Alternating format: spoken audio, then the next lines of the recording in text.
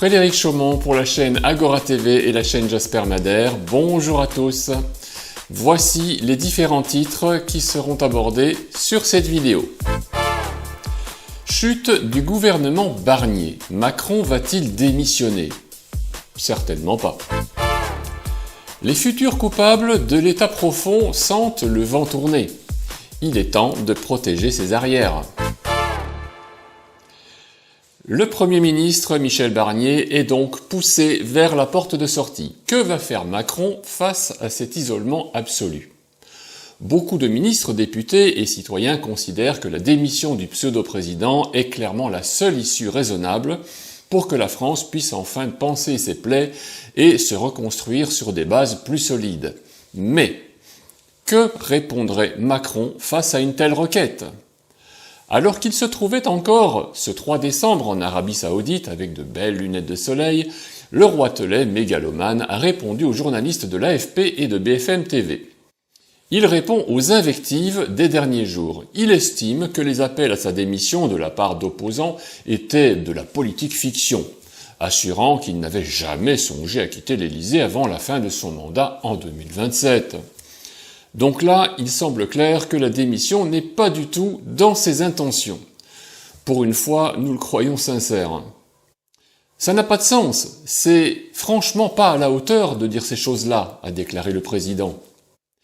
Il se trouve que si je suis devant vous, c'est que j'ai été élu 2 fois par le peuple français. Et j'en suis extrêmement fier, et j'honorerai cette confiance avec toute l'énergie qui est la mienne jusqu'à la dernière seconde pour être utile au pays, a-t-il ajouté. Waouh! Il est tout de même assez incroyable qu'après avoir ruiné le pays, il se croit réellement utile et qu'il veut continuer à l'être jusqu'au bout. Est-il complètement idiot ou bien sommes-nous au niveau ultime du foutage de gueule? Mais à un niveau stratosphérique alors. Si vraiment il se croit utile et que c'est sincère, la question de soins psychiatriques se pose réellement, et quoi qu'il en soit, il faut le neutraliser au plus vite. Étant donné que le gouvernement Barnier vient de se casser la figure, et que malgré ça, Macron n'est toujours pas décidé à démissionner pour pouvoir se rendre utile à la France, il semble maintenant tout à fait évident qu'après avoir renommé un nouveau Premier ministre de paille, il va se diriger vers l'article 16 de la Constitution pour se transformer en dictateur accompli. Pour ceux qui n'ont pas encore compris, l'article 16 de la Constitution française de 1958 confère des pouvoirs exceptionnels au président de la République en cas de crise grave. Toutefois, son application dans le contexte d'un président perçu comme incompétent peut poser des dangers significatifs pour la population et le système démocratique. Voici quels sont les principaux risques.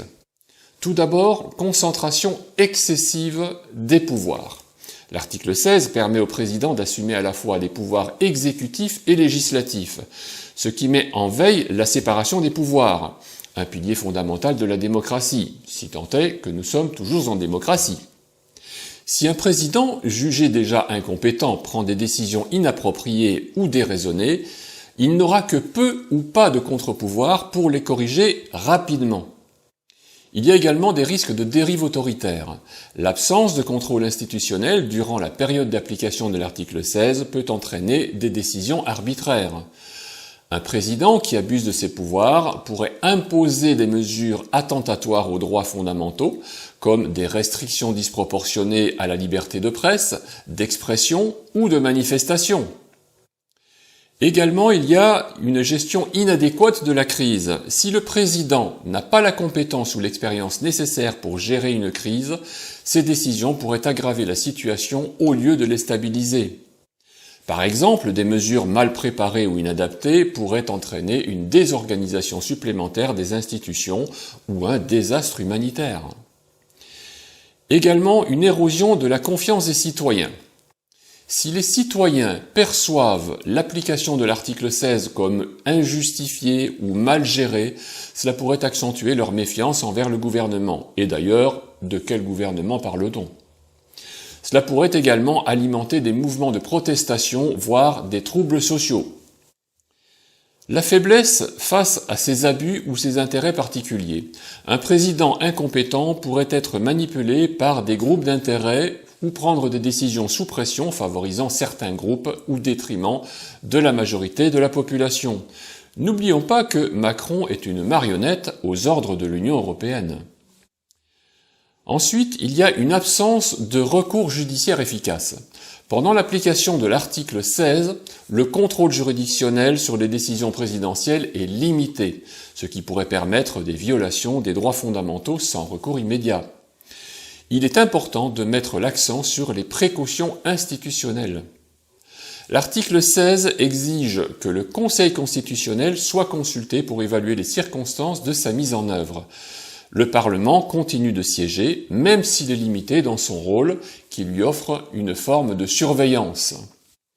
Cependant, ces mécanismes peuvent s'avérer insuffisants face à une mauvaise gestion persistante de la situation. En conclusion, si un président comme Macron déclenche l'article 16, les conséquences pour la population pourraient inclure une détérioration de la situation politique, sociale et économique. Cela soulève l'importance d'une vigilance citoyenne et d'une réforme éventuelle des mécanismes d'encadrement de cet article. La prévention de tels scénarios passe par des processus démocratiques robustes, comme des élections transparentes et un contrôle efficace des pouvoirs. Mais cela implique avant tout une refonte complète du système et bien évidemment une désolidarisation totale de l'Union européenne, de l'OTAN, de l'ONU et de l'OMS. La démocratie, c'est le pouvoir au peuple et pas le pouvoir à un cas psychiatrique comme Macron. Il reste maintenant à espérer que le roitelet n'ira pas jusqu'à décréter la loi martiale qui aurait des effets désastreux sur toute la population. Il faudrait dans ce cas que les militaires se souviennent qu'ils sont là pour protéger la population et pas un fou furieux qui ne pense qu'à sa petite personne.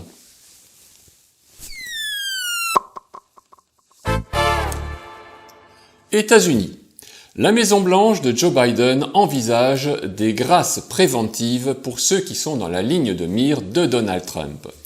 En effet, nous l'avions déjà indiqué dans une précédente vidéo, le nouveau président Donald Trump a l'intention de faire le ménage au sein de l'État profond. Beaucoup de hauts responsables, de fonctionnaires d'État ont commis de très lourdes fautes durant le mandat de Joe Biden, et Donald Trump n'a pas l'intention de les laisser en liberté. Ils doivent payer, et c'est bien normal. Évidemment, tous ces coupables, qui vont devoir répondre de leurs actes devant la justice, s'inquiètent naturellement de leur avenir qui s'annonce plutôt sombre en prison ou au pénitencier de Guantanamo. Les principaux collaborateurs du président Joe Biden mènent un débat interne vigoureux sur l'opportunité d'accorder des grâces préventives à une série de fonctionnaires actuels et anciens qui pourraient être ciblés par le président Donald Trump selon des démocrates de haut rang, au courant des discussions. Une sorte de grâce présidentielle préventive, du jamais vu. Et tous ces coupables ont bien raison d'avoir peur, surtout depuis la nomination de Kash Patel à la tête du Bureau fédéral d'investigation, le fameux FBI. Ils ont peur. Joe Biden va donc tenter de les gracier avant qu'ils soient condamnés. C'est complètement ubuesque. Parmi les personnes susceptibles d'être exposées figurent les membres de la commission du Congrès du 6 janvier, comme le sénateur élu Adam Schiff, démocrate de Californie, et l'ancienne représentante républicaine Liz Cheney du Wyoming. Trump a déclaré que Cheney devait aller en prison avec le reste de la commission d'exclusion. Anthony Fauci, l'ancien directeur de l'Institut national des allergies et des maladies infectieuses, qui est devenu la cible critique de la droite pendant la pandémie du Covid-19, a également été évoqué par les conseillers de Biden pour une grâce. C'est pourtant une véritable crapule. Mais évidemment, dans la liste des coupables, il y a un certain Hunter Biden, et son père aussi. Ils protègent leurs arrières avant tout, et là, on peut les comprendre, car la famille Biden traîne une belle quantité de casseroles, et les révélations vont inéluctablement éclater au grand jour. Joe Biden sera-t-il finalement gracié par Joe Biden? Rien n'est moins sûr. Une fois de plus, YouTube va censurer et déréférencer notre chaîne Agora TV. Doit-on en être étonné? Nous allons devoir être patients avant que l'on reconnaisse comme crédibles les médias dits alternatifs face à la presse subventionnée par nos impôts qui ne cesse de mentir. Nous essayons, nous aussi, à notre niveau, de relayer des informations qui sont vérifiables et qui peuvent être recoupées avec plusieurs sources.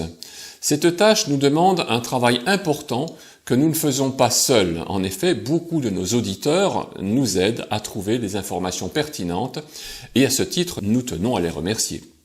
Si vous aussi vous êtes en possession d'une information importante et qu'en plus vous pouvez les étayer par des liens fiables, n'hésitez pas à nous les communiquer par email aux adresses qui figurent ci-dessous. C'est comme ça que nous pouvons travailler de façon efficace et que nous pourrons libérer les informations essentielles à tous. Rainer Füllmich. Bien que la manifestation de samedi dernier sur la place des Nations fût pour le moins timide, nous avons des nouvelles de notre héros grâce à son avocate Katia Vomer. Je vous propose d'écouter un extrait de son témoignage. Selon Rainer, aucune véritable enquête n'a été menée jusqu'à présent. Pour les audiences au tribunal, il est toujours amené menotté aux mains et aux pieds. La semaine dernière, j'ai pu voir comment les entraves sont mises en place. Au moins, les jambes, les chevilles, là, où les chaînes sont mises, aux pieds, sont protégées par un matériau noir amortissant. Les menottes sont encore fixées par une ceinture abdominale à laquelle est attaché un clip spécial. Ça ressemble à un cadenas, comme un cadenas de vélo à bus. En forme de U, les menottes sont encore fixées à une ceinture abdominale, de sorte qu'il ne puisse en aucun cas se débattre ou faire quoi que ce soit. Il est vraiment transporté vers la prison comme un criminel dangereux. Un gangster. Il est jugé comme un gangster. Et nous sommes en 2024 dans un autre pays de la liberté, paraît-il. Évidemment, Rainer Füllmich fait partie des audacieux qui ont osé accuser des salopards d'oligarques qui tentent par tous les moyens de s'approprier le monde et sa population pour en faire des troupeaux d'esclaves qui ne seront bons qu'à travailler pour eux. Rainer Füllmich essaye au prix de sa vie et de sa liberté de délivrer tous les peuples qui sont condamnés gratuitement à un destin d'asservissement. Cette situation est insupportable, mais il est encore plus insupportable de ne pas s'y intéresser pour le dénoncer au monde entier. À minima, vous devez faire passer cette information et le lien de cette vidéo à votre entourage. Ça ne coûte rien. Encore une fois, je le répète, cet homme a essayé de nous aider à retrouver notre souveraineté. Nous n'avons pas le droit moral de regarder sans rien faire. Je compte sur vous. Agissons pendant que nous pouvons encore le faire, pendant que nous avons encore une connexion Internet qui risque peut-être quelques coupures prochainement. Tous ensemble, chères résistantes et chers résistants, faisons tout notre possible pour aider notre ami à sortir des griffes des nouveaux dictateurs. Je vous dis à très bientôt.